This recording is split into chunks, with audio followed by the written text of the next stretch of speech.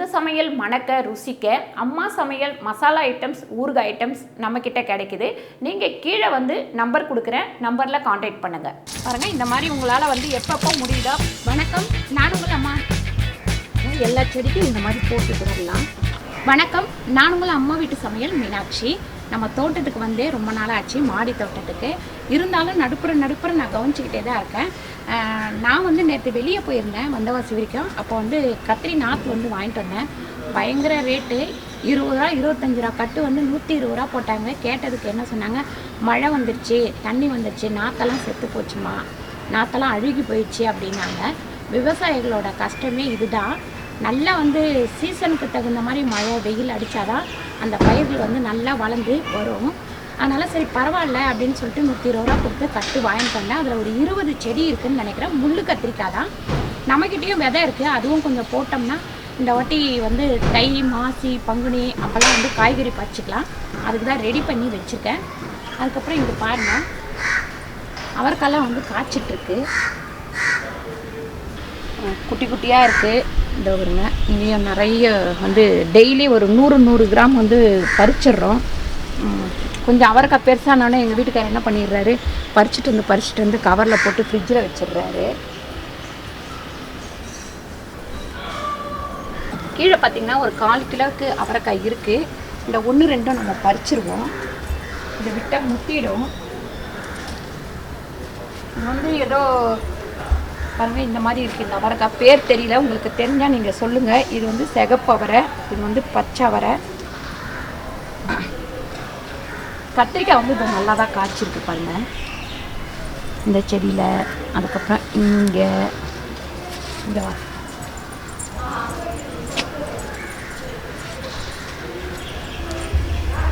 இங்கே பாருங்கள், காமி அவங்களுக்கு. இந்த பக்கம் அதுக்கப்புறம் பாருங்கள், இந்த செடியிலையும் நல்லா காய்ச்சிருக்கு. அதுக்கப்புறம் இங்கே பாருங்கள், இப்போ கொஞ்சம் மண் பத்தலை, மண் போட்டுடலாம். அப்புறம் ரோஸ் பாருங்கள், இப்படி கொத்து கொத்தாக காய்ச்சிருக்கு. இது எப்போவுமே சீசனில் காய்க்கக்கூடியது. இது வந்து பெங்களூர் ரோஸ் அப்படின்னு சொல்லுவாங்க. ஆனால் வந்து நார்மலாக இது வந்து நம்ம கடையிலலாம் விற்கிது பாருங்கள், அந்த ரோஸ் தான் செம்மையா. அப்புறம் இந்த பக்கம் வந்து இதுவுமே நேற்று 4-5 பூத்து இருந்தது, பன்னீர் ரோஸு. நான் இப்போ தான் கட் பண்ணிட்டேன். அப்புறம் இது எப்போவுமே உங்களுக்கு கஸ்தூரி பூ வந்து செமையாக பூத்துக்கிட்டே இருக்கும், எப்போ பார்த்தாலும் பூத்துக்கிட்டே இருக்கும். கட் பண்ணி விட்டோம்னா அது துளுத்து அப்படியே பூக்க ஆரம்பிச்சிரும். அதுக்கப்புறம் இந்த ரோஸ் பாருங்கள், அப்படியே சூப்பராக மொட்டு வச்சு நிறைய பூத்துருக்கு. அப்புறம் இந்த பிங்க்கு எல்லோ வந்து பார்த்திங்கன்னா இப்போ தான் பூக்குது. கொஞ்சோண்டு இந்த எறும்பு வந்துடுச்சு, அதுக்கும் மருந்து அடித்து விடணும். சாமந்தி வந்து பூக்க ஆரம்பிச்சிருக்கு, மொட்டு எல்லாத்துலேயும் மொட்டு. இது வந்து ரெட் கலர் சாமந்தி. இப்போ நம்ம பழைய தொட்டியில் உள்ள மண் எல்லாத்தையும் கீழே கொட்டிக்கலாம்.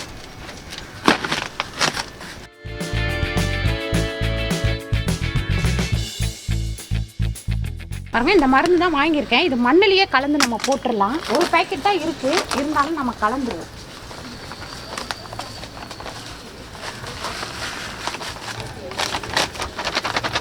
நான் ஊர்லேருந்து வாங்கிட்டு வந்த கத்திரி செடி நாற்று வந்து இதுதான்.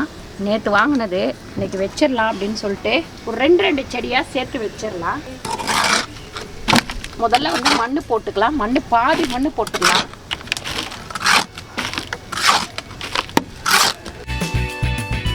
நல்லா வந்து இந்த கட்டியெல்லாம் இருந்தால் உடச்சி விட்டுக்கோங்க. மண் வந்து எப்பவுமே டைட்டாக அந்த செடி வந்து வளரவே வளராது. அதனால் ஒரு 6 மாதத்துக்கு ஒரு முறை அந்த எந்த செடி வச்சிங்கனாலும் தொட்டியை வந்து நல்லா வந்து மண்ணை கீழே கொட்டிட்டு மண்ணை நல்லா உதுத்து விட்டுட்டு கொஞ்சோண்டு உங்களுக்கு உரம் போட முடிஞ்சால் உரம் போடுங்க. அப்படி இல்லை அப்படின்னா நம்ம வந்து கோகோபீட்டோட இந்த மண்ணை கலந்து சேர்த்து போட்டுடலாம்.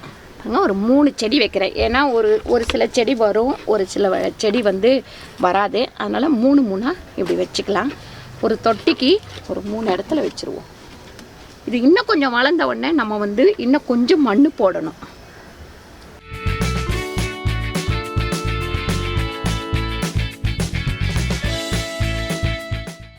இந்த அளவுக்கு வச்சுக்கலாம். கொஞ்சம் இந்த அளவுக்கு வளர்ந்தோடனே இன்னும் கொஞ்சம் மண் போடணும். அதுக்கப்புறம் வெண்டைக்காய் விதை போட்டுக்கலாம். நம்ம பாருங்க, இதுதான் வெண்டைக்காய் விதை. பாருங்க, இந்த மாதிரி போட்டுக்கோங்க. ஃபஸ்ட்டு வெண்டைக்காய் விதையும் போட்டுக்கோங்க. போட்டுட்டு இப்படி அமுக்கி விட்டால் போதும். ரொம்ப உள்ளே அமுக்கக்கூடாது.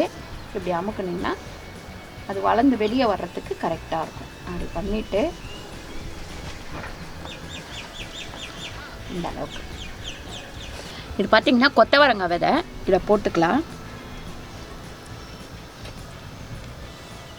இப்போ பார்த்திங்கன்னா நிறைய பேர் வந்து இந்த கொத்தவரங்காய் விதை போட்டு வளரவே வளராதுன்னு சொல்லுவீங்க. இது வந்து ரொம்ப நம்ம உள்ளே அழுத்திட்டோம் அப்படின்னாக்கா அது வளராது. லைட்டாக இப்படி இந்த மாதிரி பண்ணிங்கன்னா போதும். இப்போ ஒரு விதை இருக்குன்னா இப்படி பண்ணால் போதும். ஏன்னா அப்போ தான் சீக்கிரமாக முளைச்சிரும். நம்ம ரொம்ப அழுத்திட்டோம் அப்படின்னா 4-5 நாள் ஆகும் வளர்கிறதுக்கு. இந்த மாதிரி போட்டோம்னாக்கா நமக்கு வந்து கரெக்டாக ஒரு 3லேருந்து 4 நாளில் நல்லா வளர்ந்துடும். இது வந்து நாட்டு இது, அதாவது பார்த்திங்கன்னா எந்த மருந்தும் கலக்காத விதை இது. இந்த மாதிரி பண்ணி விட்டுறணும். கடைசியில் மண்ணெல்லாம் கலந்துட்டு நான் விதையெல்லாம் போட்டேன். இது மண்புழு உரம் இங்கே இருக்குது. இது பார்த்திங்கன்னா கடலை புண்ணாக்கு. இதை வந்து நம்ம ஊற வச்சு தான் ஊற்றணும். நம்ம இந்த மாதிரி பொடி பண்ணிவிட்டு நம்ம இந்த மண்புழு உரத்தோடு சேர்த்து எல்லா செடிக்கும் கொஞ்சம் கொஞ்சம் போட்டுக்கலாம். பாருங்க, இதுதான் மண்புழு உரம். இது பார்த்திங்கன்னா கடலை புண்ணாக்கு. நம்ம செக் ஆட்டுறாங்களா அந்த இடத்துல கிடைக்கும். மருந்து நம்ம செடிக்கு வேணுன்ற உரம்லாம் வாங்குகிற கடையிலையும் இது கிடைக்குது. ஊற வச்சு போடுறத விட இந்த மாதிரி நல்லா உடைச்சிட்டு இந்த மண்புழு உரத்தோடு சேர்த்து போடும்போது அது ஊற ஊற இதோட சத்து எல்லாமே செடிக்கு இறங்கிடும். இந்த மாதிரி கலந்துருவோம்.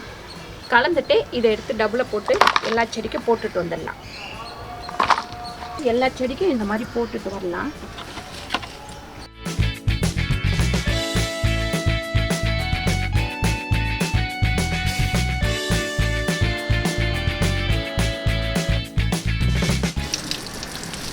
நம்ம வந்து இப்போ வெண்டைக்காய் விதை அப்புறம் கொத்தவரங்காய் விதை இதெல்லாம் போட்டாச்சு.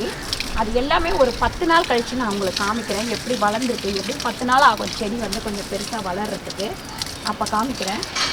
இப்போ வந்து பார்த்திங்கன்னா மண்புழு உரமும் கடலை புண்ணாக்கும் வந்து நம்ம வந்து நல்லா நெசிக்கிட்டு இப்போ போட்டாச்சு செடிக்கு. ஊற வச்சு போடுறத விட இந்த மாதிரி நெசுக்கி போட்டோம்னா அதோட சத்து வந்து அப்படியே தண்ணி ஊற்ற ஊற்ற இறங்கிக்கிட்டே இருக்கும்.